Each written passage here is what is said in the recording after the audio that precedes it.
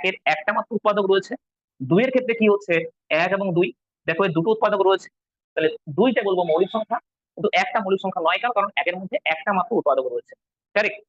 তিনটা বলো কি সংখ্যা, এক এবং তিন রয়েছে, তিন দুটো দিয়ে ভাগ করা যায়, এটাও মৌলিক সংখ্যা। চারটা কি, চারটা হচ্ছে এক, দুই এবং চার দিয়ে যায়, যা দুইয়ের বেশি উৎপাদক তাকে বলা হচ্ছে যৌগিক সংখ্যা। কারেক্ট।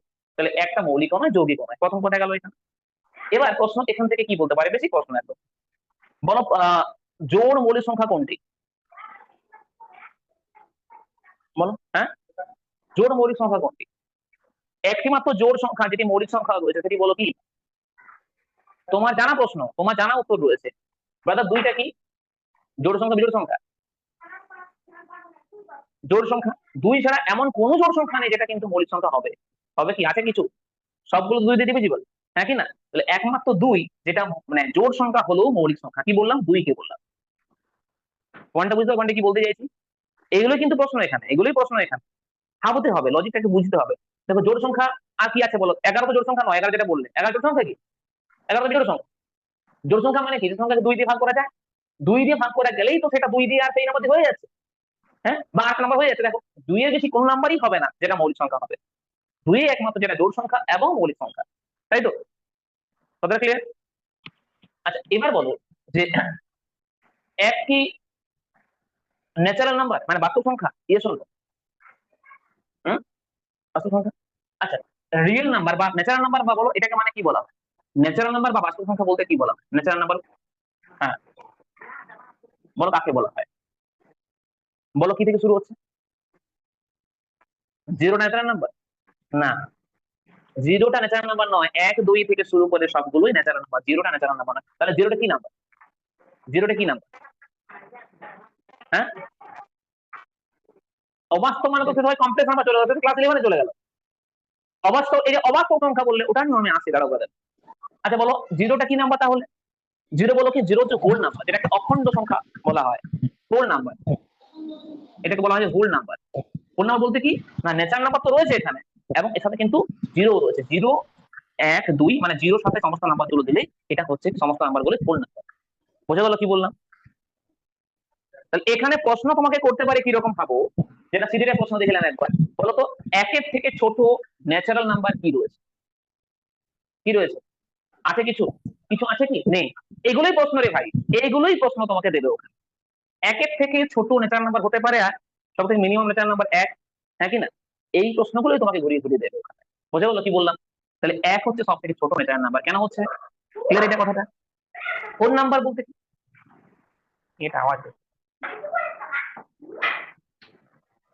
বাচ্চা খেপে গেছে এজন্য।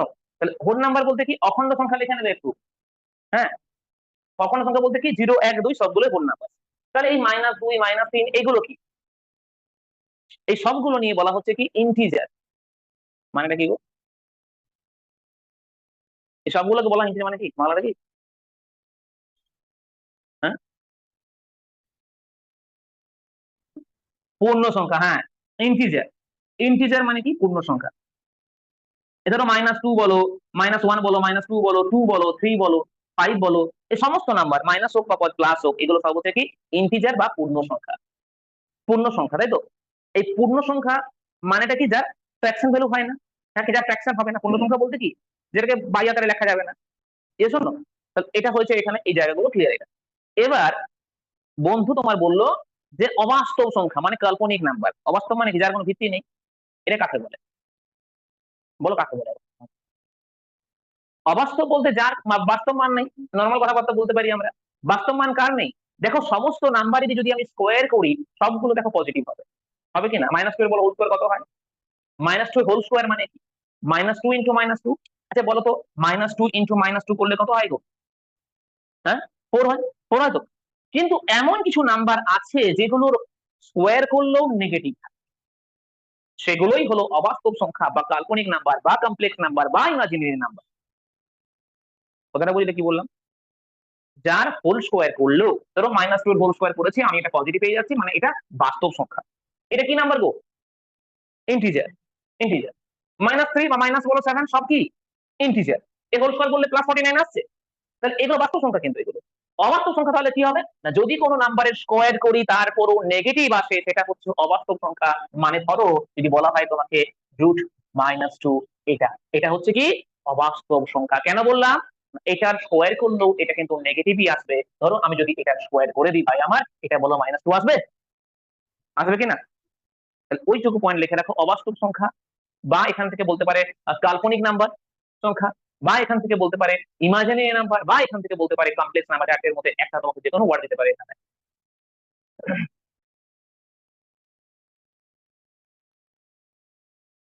বুঝতে পারলে কি বললাম? ক্লিয়ার কথাটা? ফ্যাক্টটা কি হচ্ছে? তাহলে কি কি বললাম আমরা? ন্যাচারাল নাম্বার পড়লাম, আর কি বললাম? হোল নাম্বার পড়লাম, ইন্টিজার পড়লাম, আর কি বললাম? মৌলিক সংখ্যা পড়েছি, যৌগিক সংখ্যা পড়েছি, আর কি পড়েছি? হ্যাঁ, যৌগিক, জোড় বিজোড়, অবাস্তব, ওটা আমি পড়ানো ধরিনি, ওটা ওটা পড়ানো ধরা, হ্যাঁ, ওটা ধরে পড়ার মধ্যে, ওটা ভুলে গেলে মানি ব্যাগে টাকা নিয়ে আসবে। কখনো 2 টাকা দেবে, কখনো 1 টাকা দেবে, কখনো 100 টাকা দেবে, কখনো 101 টাকা দেবে আমাকে দক্ষিণে। হ্যাঁ, আমি বলে দেবো জোড় না বিজোড়, ঠিক আছে? ওটার সাথে প্রফিট লস হয়ে যাবে ক্লিয়ার, দুটো একসাথে ক্লিয়ার হয়ে যাবে। হয়েছে হয়েছে ক্লিয়ার, এটা কোনো সমস্যা নেই এখানে। Very good. এইবারে চলে আসি ভাই নাম্বার সিস্টেম থেকে আর কিছু পার্ট। পূর্ণ সংখ্যা, তাহলে পূর্ণর অপোজিটে কি হবে গো? অপূর্ণ সংখ্যা, বা বলা হয় ভগ্নাংশ বলা হয়। আচ্ছা, হ্যাঁ, 4। আচ্ছা, এরপরে চলে আসি আহ বলো পরস্পর মৌলিক সংখ্যা কি হয় ম্যাডাম?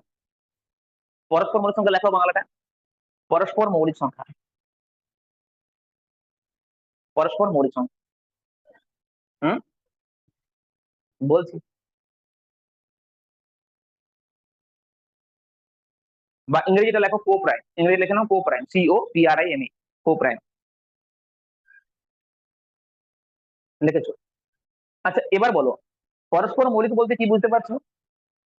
এরা অপরের মৌলিক। মৌলিক মানে ভাই কি বলো? যেটাকে ভাঙা যায় না, বাস্তব কথা। অত মনে রাখা ম্যাথ না, ম্যাথ না, একটা গল্প। মৌলিক মানে কি? ভাঙা যায় না। তোমাকে ঢিল ছুড়ে ভাঙতে পারলাম, তুমি তুমি রাখলে না, তুমি মৌলিক। তুমি মৌলিক, 1000টা প্রপোজাল পেয়েও তুমি একটা অ্যাকসেপ্ট করোনি, তুমি মৌলিক। বোঝা গেল কি বললাম? তোমাকে ডিস্ট্রিবিউট করতে পারছে না, তুমি মৌলিক। তাই কথাটা। তাহলে হচ্ছে গল্পটা কি, যে এখানে মৌলিক মানে কি? যাকে ভাঙা যায় না। কথা ক্লিয়ার তো? এইবারে পরস্পর মৌলিক মানে কি, যে ওরা একে অপরের মৌলিক, মানে কেউ কাউকে ভাঙতে পারবে না। বোঝা যাচ্ছে কথাটা কি বললাম? ধরো তোমাকে বলা হলো 8, আর বলা হলো তোমাকে 5, বলো এরা পরস্পর মৌলিক কিনা? তো 5 তো মৌলিক সংখ্যা, 8 মৌলিক সংখ্যা কি? তাহলে তাহলে হবে কি 5 মৌলিক সংখ্যা? হ্যাঁ, হবে। কেন হবে? তাতে তোমার কি মাথা ব্যথা হয়েছে? মাইনাস কেন করবে না, প্লাস কেন করবে? প্লাস কি কেউ হয়? হ্যাঁ, দেখো যাদের কি বললাম, যাদেরকে ভাঙা যায় না, এদের গসাগু কত হবে? গসাগু মানে কি, দাঁড়াও, গসাগু মানে, এবার গসাগু মানে আসতে হবে। দাঁড়াও, এদের এইচসিএফ মানে কি? গসাগু, এইচসিএফ মানে গসাগু। এইচসিএফ ফুল ফর্ম কি? হাইয়েস্ট কমন ফ্যাক্টর, বা এটাকে বাংলাতে বলা হয় গসাগু। বাংলা মানেটা দেখে নেবে কি হয়। হ্যাঁ, গুণনীয়। আচ্ছা, এর মানে হচ্ছে হাইয়েস্ট কমন ফ্যাক্টর, মানে সব থেকে, ফ্যাক্টর মানে কি? একটু আগে বললাম ফ্যাক্টর মানে কি, একের ফ্যাক্টর কি? উৎপাদক। এক, দুইয়ের ফ্যাক্টর কি? 1 এবং 2। তিনের ফ্যাক্টর কি? 1 3। চারের ফ্যাক্টর কি? 1 2 4।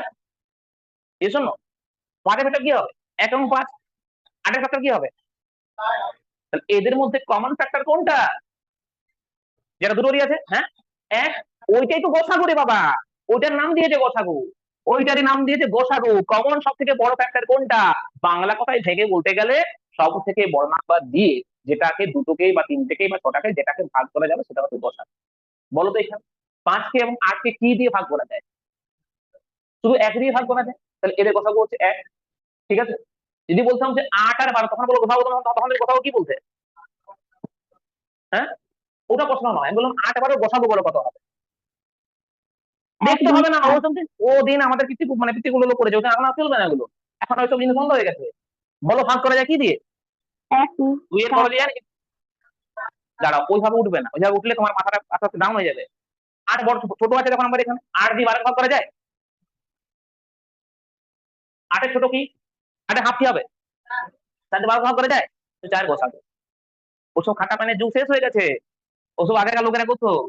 তাহলে 4 বসাবো বলতে পারি এখানে, হ্যাঁ কি না? সিমিলার, তাহলে বলো যে বাবু 8 12 আর বললাম তোমাকে 20, বলে যে কোথাও কত হবে? আচ্ছা বলো, তোমাকে যদি বলা হয় এরকম 12, 30 বলো, আর বললাম তোমাকে 48, বলো কত হবে? 6 হবে।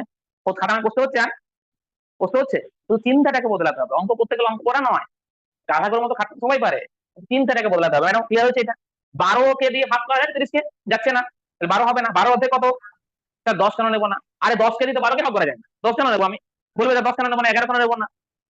এর উৎপাদন নিতে হবে, নাকি না? 12 ছোট কোনটা? 6। 6 দিয়ে দেখো সবগুলো ডিভিশন করতে, 6 হচ্ছে গোসাগু। এটা হলো গোসাগু। এইরকম গোসাগু যার এক আসবে সেটা হচ্ছে কো প্রাইমস এর নিজে মৌলিক সংখ্যা হোক আর না হোক, এটা হচ্ছে পরস্পর মৌলিক সংখ্যা। মানে কি বললাম, এদের গোসাগু হবে কত? 1। তাহলে বলো, এখানে যদি বলা হয় তোমাকে 10, আর যদি বলা হয় তোমাকে এখানে, ধরো তোমাকে বলা হলো 21, দেখো এরা কেউ মৌলিক নয়, কিন্তু এরা কি পরস্পর মৌলিক? কেন মৌলিক পরস্পর? গোসাগু 1। বোঝা যাচ্ছে কি বলতে চাইছি? গোসাগুটা এদের 1। তাহলে গোসাগুটা মানে বুঝতে পেরেছো কি বললাম?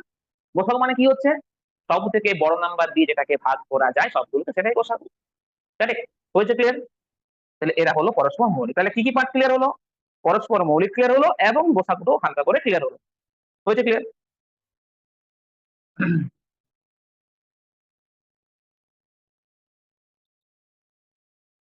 তুমি নিজে গোসাগু হও, তুমি নিজে মৌলিক হও না হও, কিন্তু ওই যখন রেসপেক্ট দেবো তখন তুমি মৌলিক, তখন তুমি মৌলিক।